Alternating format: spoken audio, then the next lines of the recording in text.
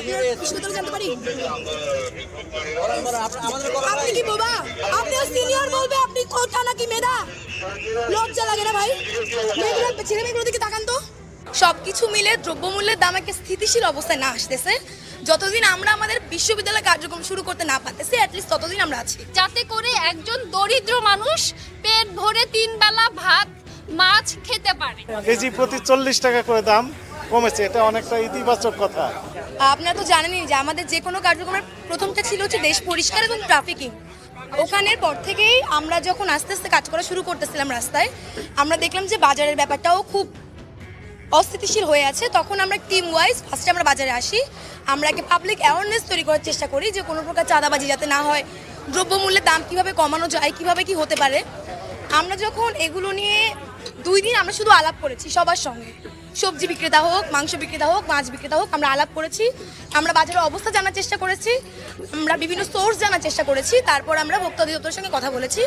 তারা এখন আমাদের সঙ্গে আসছেন এবং আমাদের যে ব্যাপারটা ছিল যে যতদিন দামের ব্যাপারটা বা যতদিন আইন শৃঙ্খলা বাহিনী হোক, প্রশাসন হোক, সব কিছু মিলে দ্রব্যমূল্যের দাম একটা স্থিতিশীল অবস্থায় না আসতেছে, যতদিন আমরা আমাদের বিশ্ববিদ্যালয় কার্যক্রম শুরু করতে না পারতেছি, অ্যাটলিস্ট ততদিন আমরা আছি। বাজার নিয়ে আমরা ভীষণভাবে আশাবাদী, কারণ আমাদের মূল্য কমছে। আমরা গত কয়েকদিন যাবৎ আমরা মাঠে আছি, ছোট ছোট টিম নিয়ে সবাই দিন রাত সবাই কাজ করে যাচ্ছে। তো প্রত্যেকজন ছাত্র সচেতন থেকে কাজ করছে। আমাদের কথা হচ্ছে শুধু ছাত্র না, ছাত্র জনতা, আপনারা গণমাধ্যম কর্মী, প্রিন্ট মিডিয়া, সবার সাথে থাকতে হবে, সবার একত্রিত আমাদের মানে এই মনিটরিং কার্যক্রম চালাতে হবে, যাতে করে একজন দরিদ্র মানুষ পেট ভরে 3 বেলা ভাত মাছ খেতে পারে। অনেক কাস্টমারই আমাদেরকে ভুয়া নিউজ দিচ্ছে। একটু আগে আমরা মাছের বাজারে গেছিলাম ঘোষণা দিতে যে লাইট অফ করার জন্য।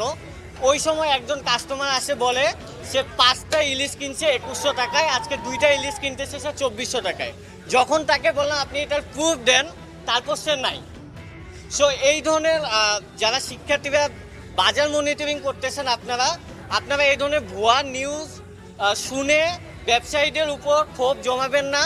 আপনারা নিজেরা মনিটরিং করুন এবং ব্যবসায়ীদের তাদের ভাষাটাও আপনারা বোঝার চেষ্টা করুন। এখানে আপনারা দেখতেছেন যে ছাত্রছাত্রী ভাই বোনেরা ভলেন্টিয়ার হিসেবে আমাদেরকে সহযোগিতা করছে। মূলত এনারা আগে থেকে এই বাজারগুলোতে অবস্থান করছে, বিভিন্ন গুরুত্বপূর্ণ বাজারগুলোতে তারা অবস্থান করছে, তারা নিজেরাই মনিটরিং কার্যক্রম পরিচালনা করছে এবং আমাদেরকে অবহিত করছে যে কোথাও কোনো অনিয়ম পেলে সেটি অবহিত করছে। তো আমাদের নিয়মিত মনিটরিং এর অংশ হিসেবেই মূলত আমাদের এখানে আসা। এখানে এসে যেটা আমরা দেখলাম যে গতকালে যে দাম ছিল ব্রয়লার মুরগি এবং পাকিস্তানি কোয়াক মুরগি বা সোনালী মুরগি, সেটির দাম অনেকটা কমেছে। অর্থাৎ পাইকারি কিনেছে তারা দেখলাম সোনালী মুরগি 210 টাকা, বিক্রি করছে 240 টাকা। তো আগের দিনও বিক্রি হয়েছিল 280 টাকা পর্যন্ত, অর্থাৎ কেজি প্রতি 40 টাকা করে দাম কমেছে, এটা অনেকটা ইতিবাচক কথা। আমার মনে হয় যে এই যে ক্লোজলি মনিটরিং করা হচ্ছে, এই মনিটরিং এর কারণেই মূলত এটি অনেকটা কমেছে, এটি আমাদের কাছে প্রতীয়মান হয়েছে।